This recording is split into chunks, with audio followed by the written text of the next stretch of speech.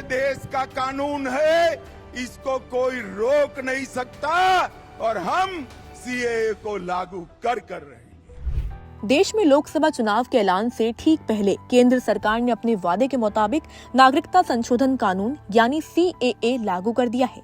CAA नागरिकता संशोधन कानून 2019 3 पड़ोसी देशों पाकिस्तान, अफगानिस्तान, बांग्लादेश के उन अल्पसंख्यकों को भारतीय नागरिकता देने का रास्ता खोलता है जिन्होंने लंबे समय से भारत में शरण ली हुई है। इस कानून में किसी भी भारतीय, चाहे वह किसी मजहब का हो, की नागरिकता छीनने का कोई प्रावधान नहीं है। मुस्लिमों या किसी भी धर्म और समुदाय के लोगों की नागरिकता को इस कानून से खतरा नहीं है। अब आपको हम इसे 5 पॉइंट्स में समझाते हैं।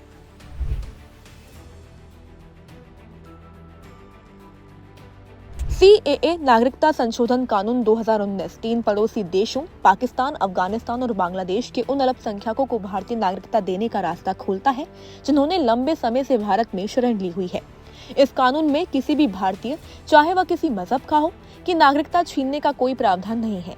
भारत के मुस्लिमों या किसी भी धर्म और समुदाय के लोगों की नागरिकता को इस कानून से कोई खतरा नहीं है।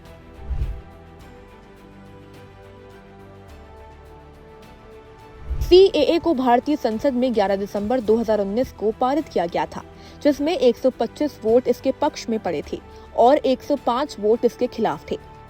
राष्ट्रपति द्वारा इस विधेयक को 12 दिसंबर को मंजूरी भी दी गई थी और नागरिकता संशोधन कानून यानी सीएए का full form citizenship amendment act है।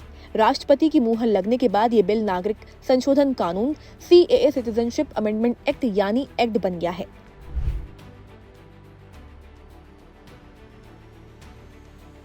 नागरिक संशोधन कानून में अफगानिस्तान, बांग्लादेश और पाकिस्तान से विशिष्ट धार्मिक समुदायों हिंदू, सिख, जैन, ईसाई, बुद्ध और पारसी को अवैध अप्रवासियों के लिए भारतीय नागरिकता देने का प्रावधान है।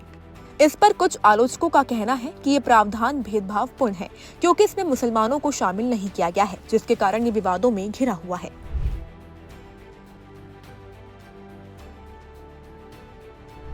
गृह मंत्री अमित शाह ने नागरिकता संशोधन कानून को लेकर संसद में बताया कि अफगानिस्तान, पाकिस्तान और बांग्लादेश मुस्लिम देश हैं। वहां धर्म के नाम पर बहुसंख्यक मुस्लिमों का उत्पीड़न नहीं होता है, जबकि इन देशों में हिंदुओं समेत अन्य समुदाय के लोगों को धर्म के आधार पर प्रताड़ित किया जाता है। इसलिए इन देशों के मुसलमानों को नागरिकता कानून में शामिल नहीं किया गया है। हालांकि इसके बाद भी वह नागरिकता के लिए आवेदन कर सकते हैं, जिस पर सरकार विचार कर फैसला लेगी।